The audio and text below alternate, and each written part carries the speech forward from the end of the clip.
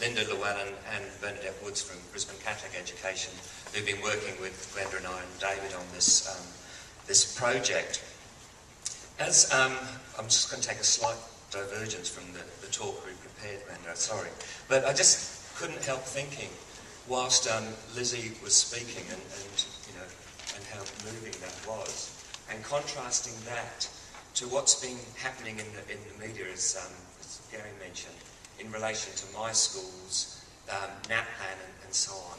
And what has really struck us in this project is how many of the kids, the young people that we've seen, are the victims of those kind of testing regimes. And for their students who were there on day 8. Day 9, there's some kids that they no longer want. And those kids are often the young people who end up at flexi centres.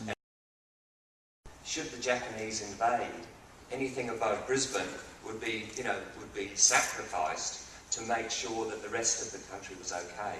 And it's a bit like that, I think, with the NAPLAN data in my school's pages and so on, that there are certain kids that many schools are prepared to sacrifice in order to ensure that their data are good. And I think we have to, as people working in education and with young people, really speak out against this move towards league tables. NAPLAN, I don't know how many of you have had cause to write it, but if you write it, the spell check wants you to change it to napalm. And you think, well, pretty much that's what it's doing to some young people. So that was just some of the thoughts that were going through my head whilst Lizzie was speaking and whilst Gary was speaking. Oops. I knew I'd pushed the wrong button. When we began this study, we talked about what was it we were really trying to find out. And we began with the question, how do alternative schools attempt to meet the needs of young people disengaged from mainstream schooling? Since then, we've had a whole lot of interesting conversations about the word school. Many of the centres we've been to hate the word school. It says it conjures up a whole range of images about this place that young people are coming to. Other people we've spoken to said, we want to be seen as a school, because a school actually attracts particular kinds of funding. It recognises that this is a place where education occurs. And so I think we haven't even resolved this for our report, but at the moment we're calling them learning centres, despite the fact some want to be seen as schools. I have a little footnote. We've asked what counts as a successful alternative school, how do they stay sustainable, and how can these schools inform mainstream schools? What, again, has been really, really interesting for us is the number of stories that young people have given us, and in some cases their parents and teachers, about the relationship between these young people and the centre and their previous relationship with schools. One parent that we interviewed, Brenda and I interviewed in a remote, sort of rural community, said that this local school was about 3 doors down from where they lived. And this young person refused to get up, go to school. They could never get her out of bed to get to school. And eventually, the school basically said they didn't really want her there anymore. And she heard about this flexible learning centre in quite a long way away from where she lived. And now the parents said, we can't believe it. She gets up at 6:30 in the morning to travel an hour and a half to 2 hours to go to this flexible learning centre. Right? And the stories like that are common amongst our research. And so we've been asking, why is it that these young people are prepared to get up so early, to make huge efforts, like some kids come from this side of Brisbane to go all the way down to the southern suburbs of Brisbane. Like some of these young people are really driven to get to school and to finish an education, despite the fact that they've been perceived as being, losers, no-hopers in their previous school context.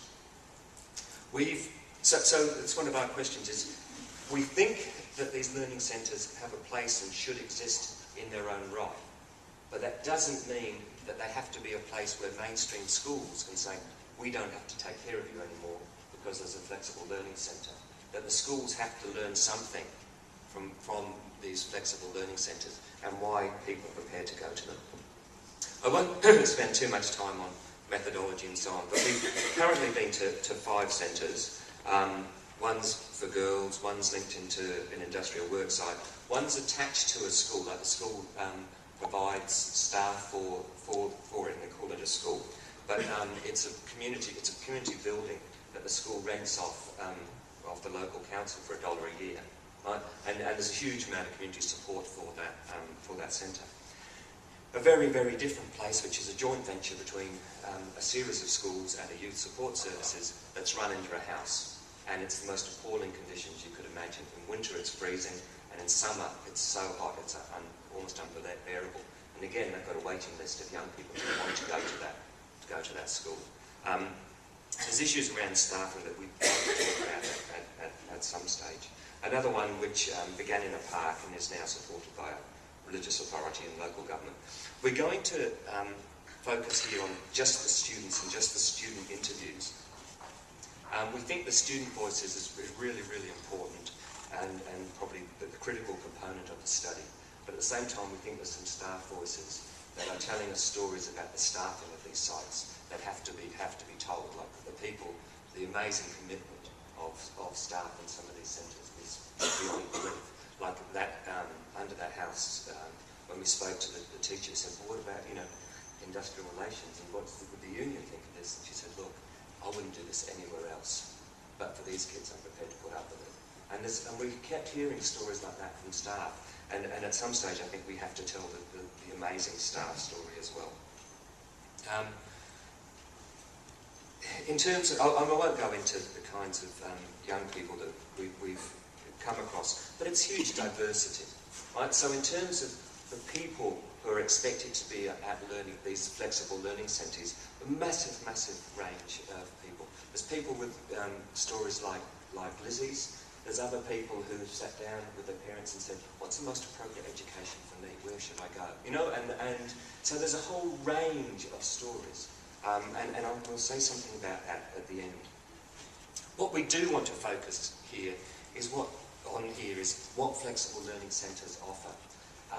And in terms of the environment, what environment they provide to kids. Why is it that these kids young people are so enthusiastic about their environment, and they are in the main.